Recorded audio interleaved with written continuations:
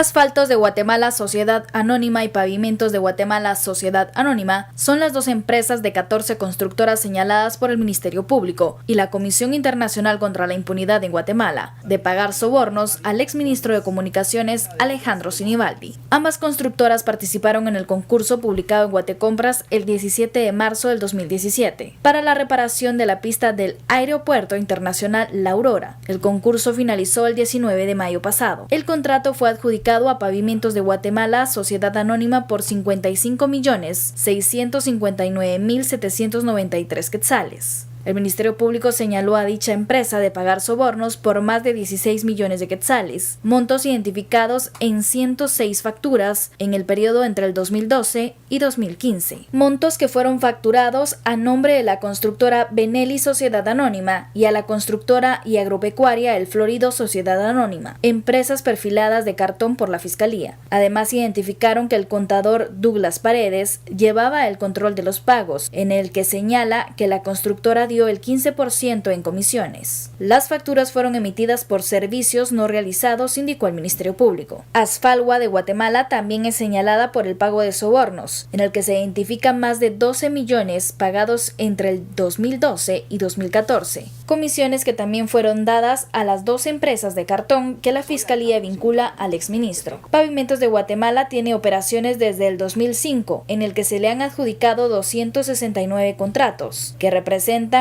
1.237.813.493 quetzales. El plazo para la reparación de la pista es de 4 meses, según especifica el contrato en la 7ª cláusula. Volvemos a Sin Filtro. Escuchaba usted el reporte de Verónica Orantes, estas dudas sobre las empresas que están involucradas, luego de lo que se conoció el viernes con el caso del exministro Alejandro Sinibaldi, el llamado caso construcción y corrupción. Seguimos hablando del estado de calamidad, de la etiqueta SF Jimmy y sin votos. El Ejecutivo se encuentra ahorita en un dilema, si seguir insistiendo con este estado de calamidad, buscar algunas otras alternativas, o qué pasaría en aquel hipotético caso que lograran las voluntades de los parlamentarios y se da luz verde a este estado de excepción, diputado. Sí, lo paradójico del asunto es que el estado de calamidad se propone en un contexto en el que vemos que el mismo esquema señalado por CICIG en cuanto al descreme de la obra gris persiste todavía como modelo operativo en el Ministerio de Comunicaciones. Ese es lo paradójico. Lo otro es usar al ejército para una función que no le compete, estar arreglando carreteras, y con el riesgo además de que la institución armada se contamine, digamos, de la corrupción y sea señalado posteriormente. Yo creo que el ejército no debería prestarse tan fácilmente a esta obra, pero por supuesto que el presidente es el comandante en jefe. Si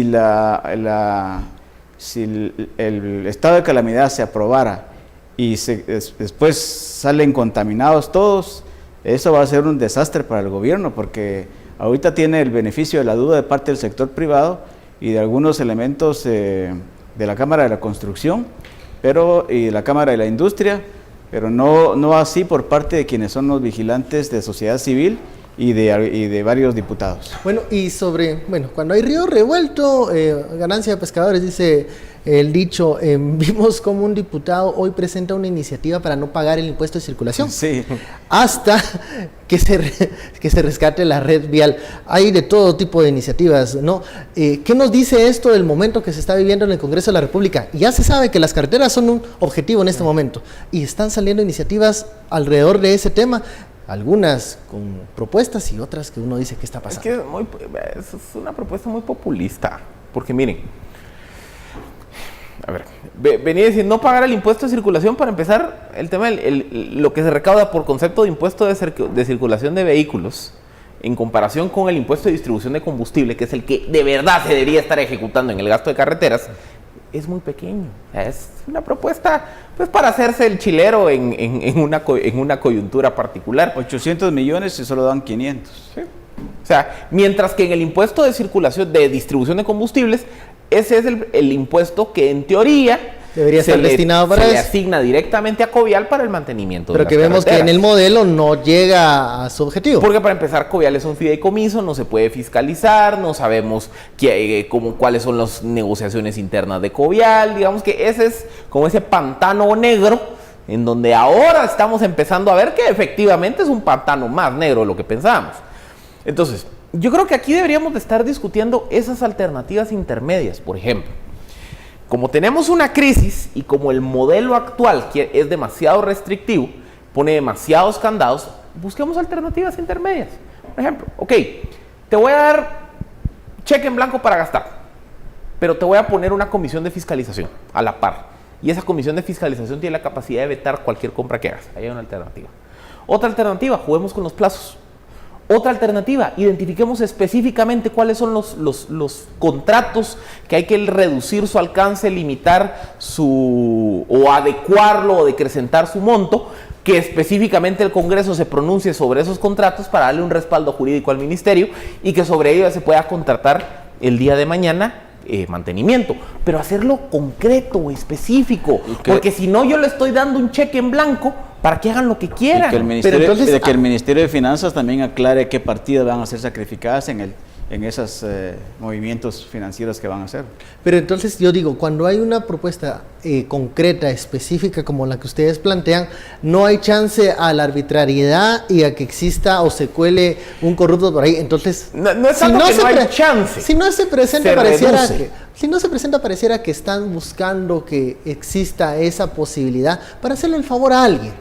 Esa es la duda. Es que por eso les digo, miren, lo que pasa es que el tema de los estados de excepción, como ya lo explicaba el diputado Velázquez, de entrada es cuestionable si yo puedo hablar de un estado de calamidad para un bien público. Las calamidades están asociadas a desastres naturales. Que eso ya lo mencionaba el diputado Oliverio García. De entrada aquí hay un gran signo de interrogación. Okay, pero bueno.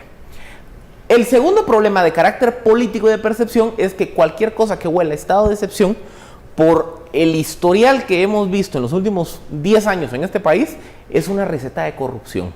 Entonces también hay que reconocer que el gobierno apostó por una receta que implicaba navegar contra la corriente.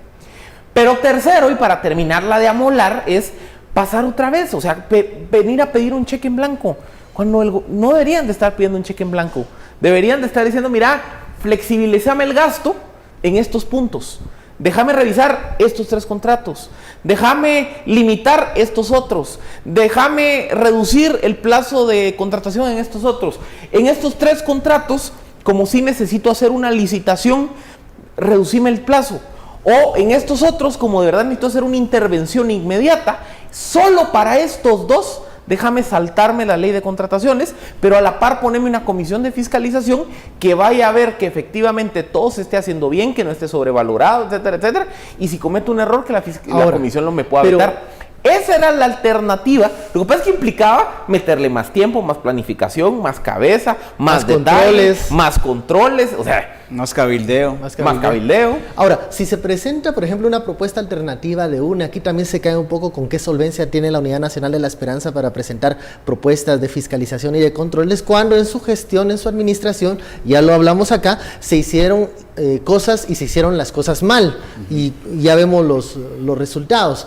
¿Alguna propuesta que venga de fuera para rescatar la red vial que no tenga esa carga política o esa sospecha de que sea para beneficiar a uno u otro amigo, puede existir en este momento en el Congreso de la República, o es estéril el debate porque usted lo mencionó, hay un choque de posiciones ahora mismo y no hay posibilidad de avance? Hay un divorcio entre el legislativo y el ejecutivo sobre este asunto. Pero mire, yo le imputo la responsabilidad de este modelo a la privatización que hizo el presidente Arzú respecto a caminos. Por eso, lo único interesante que de este decreto que manda el presidente Jimmy Morales es que recupera o intenta recuperar a caminos como el ente rector y hacer a un lado las empresas. Y si recuperamos un modelo donde Caminos se haga corresponsable con las comunidades, con las municipalidades, y que se contrate a la propia comunidad para hacer reparaciones de tramos carreteros. Eso sería un modelo distinto a lo que hemos venido conociendo en los últimos años, donde la privatización del modelo lo que hizo fue ese esquema de licitaciones, fue solo premiar a los grandes, olvidar a los pequeños. Por cierto, los varios empresarios constructores pequeños me están abordando para denunciar de parte del Ministerio de Comunicaciones discriminación, digamos, en la hora de las licitaciones. Y entonces hay que explorar una ruta de donde el Estado sea de nuevo el rector de la obra pública. Paradójicamente, fue durante las dictaduras militares cuanto más obra gris y más obra de infraestructura grande hubo, que ahora en democracia con este esquema privado que tenemos. Recuperar la figura de Caminos, pero también cómo garantizar que esa corrupción, que en su momento fue la que señaló a Caminos, luego pasa a las empresas donde parece que ese virus se expandió, regrese nuevamente a Caminos. O sea, yo creo que la corrupción es aquí el cáncer. El punto focal. Sí. Corrupción e ineficiencia. Porque en su momento, miren, la lógica, la Dirección General de Caminos en los años 90 era prácticamente una empresa de construcción del Estado. Pero tenía dos problemas. Que ahí la gente de Caminos se robaba el cemento, se robaba las varillas, se descomponían los camiones, en fin, digamos que toda la ineficiencia del aparato público se manifestaba en Caminos. Y segundo, había podríamos decir, una característica de obesidad en cuanto a estas empresas públicas, que muchas veces imperaba siempre un criterio de patronazgo y de clientelismo en la contratación de los ingenieros, del personal, etcétera, etcétera. Entonces había sobrecontratación de personal, la empresa era ineficiente.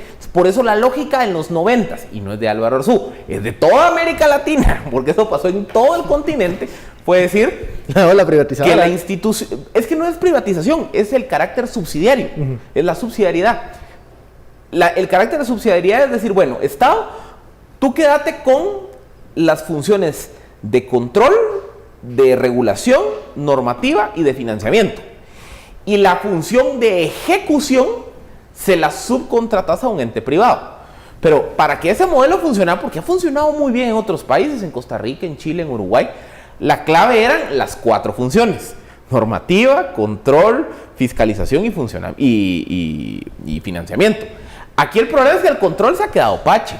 El financiamiento viene condicionado a que me pagas una tajada. Entonces, el modelo subsidiario yo no lo cuestiono en abstracto.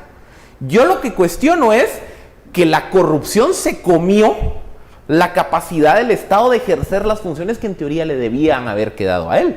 Y entonces por eso es que 20 años después nos topamos con este fenómeno en donde todo este negocio de la obra gris se convirtió en un espacio permanente para la danza de los millones. Bueno, llegamos al final, se nos ha terminado el tiempo. Muy interesante este punto de Caminos y discutirlo, pero más adelante. Muchísimas gracias, diputado Philip, por esta conversación. A usted también muchísimas gracias por su sintonía. Esto fue Sin Filtro. Feliz noche. Nos vemos mañana.